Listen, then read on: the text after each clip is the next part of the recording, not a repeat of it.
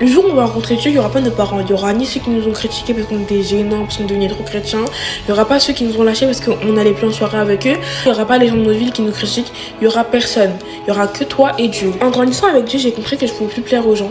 Je ne pouvais plus plaire aux hommes, mais je devais plaire seulement à Dieu. Dans Galates 1 au verset 10, il est dit: et maintenant, est-ce la faveur des hommes que je désire ou celle de Dieu?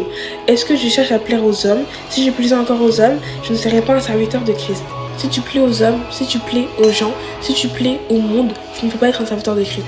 Moi, je veux être une servante de Christ. Donc oui, j'ai abandonné, j'ai renoncé à la vie des gens, à la validation du monde. Parce que c'est ce même monde qui a crucifié un homme parfait. D'ailleurs, j'ai fait un tutoriel dessus, allez voir. Dans 1 Jean 2 au verset 15, il est dit: n'aimez point le monde, ni les choses qui sont dans le monde. Si quelqu'un aime le monde, l'amour du Père n'est point en lui. Ce verset, il est vraiment puissant parce que je me dis, moi qui veux refléter l'amour de Dieu, moi qui veux vraiment qu'à travers moi on voit la gloire de Dieu, qu'on se dise que Dieu existe, je veux pas aimer le monde, les choses du monde, les éloges du monde. Les éloges, c'est vraiment les compliments, vraiment à chercher à ce qu'on t'aime, chercher à ce qu'on t'accepte, etc. Moi, je veux plus ça parce que je veux vraiment qu'à travers moi on voit la gloire de Dieu. Et si je veux tout ça, je peux vraiment oublier tout ce qui est le monde, tout ce qui est choses du monde. Donc c'est plus une option, je veux vraiment abandonner tout ça en fait. J'ai un dernier verset pour illustrer, donc Matthieu 6, verset 24.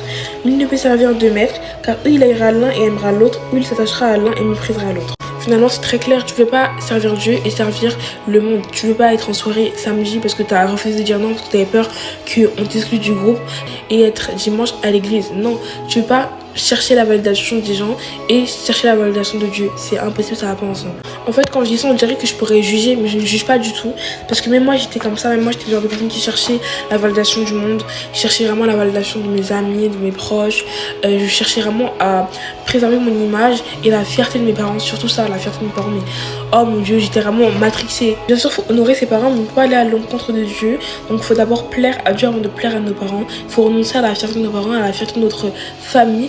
Comme il est dit dans Luc 9, 23, si quelqu'un veut venir après moi, qu'il renonce à lui-même, qu'il se charge chaque jour de sa croix et qu'il me suive. Donc il faut renoncer vraiment à tout ce qui prend trop de place et ce qui prend la place de Dieu malheureusement. Je sais qu'il y en a qui hésitent beaucoup à donner leur vie à Dieu et c'est pour ça que je dis ça. Je sais qu'il y en a qui ont peur que leurs parents critiquent, que leur famille critique, que leurs amis critiquent, qu'on dise d'eux qu'ils sont bizarres ou qu'ils sont trop chrétiens. D'ailleurs, trop chrétiens, arrêtez de dire ça, c'est très bizarre. Mais sachez que quand les gens disent que c'est étrange à quelqu'un qui est chrétien, c'est qu'il vraiment y a Dieu dedans.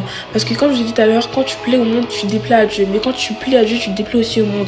Et évidemment qu'ils vont dire que tu es bizarre parce qu'eux ils ne savent pas ce que c'est d'être chrétien. Évidemment qu'ils vont dire que tu es étrange parce qu'eux ils ne savent pas c'est quoi les vraies choses de Dieu. Donc évidemment ils vont critiquer. Mais voilà, si un jour on te dit que tu es bizarre, que tu es gênant, que tu es étrange, n'oublie pas que c'est parce que tu es en train de devenir un vrai disciple du Christ. Donc là c'est plus le moment de rigoler avec Dieu, c'est plus le moment de suivre les autres pour être drôle, pour être accepté, pour être validé. Non, là faut vraiment suivre Jésus-Christ. Et je sais qu'on te dit souvent oui Jésus revient bientôt, c'est vrai.